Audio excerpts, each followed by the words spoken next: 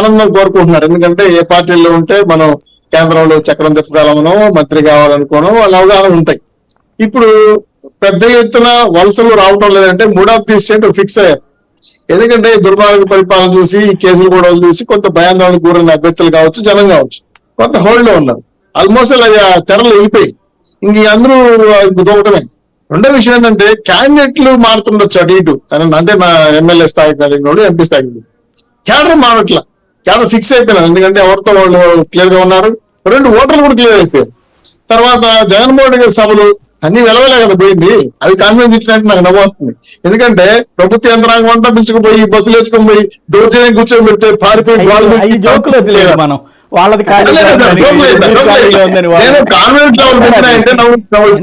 ఎందుకంటే ఇప్పుడు చూడండి నేను చెప్పట్లా ఎవరు నేనేమంటానంటే అధికార పార్టీ అధికార సభలు నిర్మించి వేరు, ప్రభుత్వ కార్యక్రమాలు నిర్మించిన వేరు, ప్రభుత్వ డబ్బుతో సభ జరుపుకుంటాం వేరు. సరే ఆయన ఆయన ఆయన విషయం సార్ సిద్ధం సభల పార్టీవే కదా.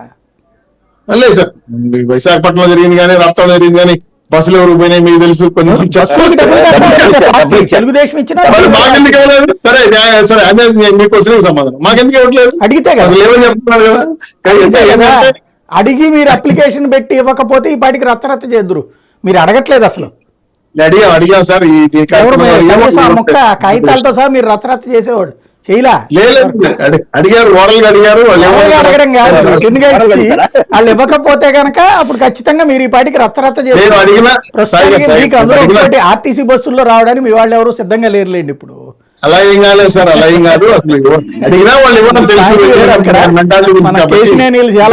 కదా మనకి సహజంగా. ఇంకో విషయం ఏంటంటే ఖచ్చితంగా ఎంపీలు ఆపామంటే కొంత బీజేపీ వాళ్ళు పవన్ కళ్యాణ్ మాట్లాడుతున్నారు కాబట్టి కొంత హోల్డ్ చేశారు. అది కూడా నాకు తెలిసి ఈ వారంలో ఫైనల్ చేసేస్తారు. నాకు తెలిసి మోస్ట్లీ సభ అయిపోయిన వెంటనే 1 or 2 days లో మిగిలిన 57 సీట్లు అనౌన్స్ చేసేస్తారు. రహస్యం చెప్పట్లా మీరు చెప్పాను సార్. రావాలనుకున్న వాళ్ళని ఆపి బీజేపీలో పంపిస్తారు. ఇప్పుడు కనుక నిన్న మీ కొత్తపల్లి సుబ్బారాయుడు లాంటి తీసుకెళ్లి జనసేనలో పెట్టి, లేకపోతే మీ సానా సతీష్ని తీసుకెళ్లి జనసేనలో పెట్టి, మీ దగ్గరికి బాలిసౌరిని తీసుకెళ్లి మా జనసేనలో పెట్టి టికెట్లు ఇప్పించారు చూడండి. అట్లా ఏమన్నా ఇక్కడ బీజేపీలో మీ దగ్గరికి రావాలనుకున్న వాళ్ళని ఆపి వైసీపీ నుండి వచ్చే వాళ్ళని ఎవరన్నా బీజేపీలో పెట్టి ఏమన్నా సీట్లు ఇప్పించేటువంటి ప్రక్రియ ఏమన్నా నడుస్తుందా? అది రెండు మూడు విషయాల కాడ వచ్చి ఎంపీలు ఆపారు.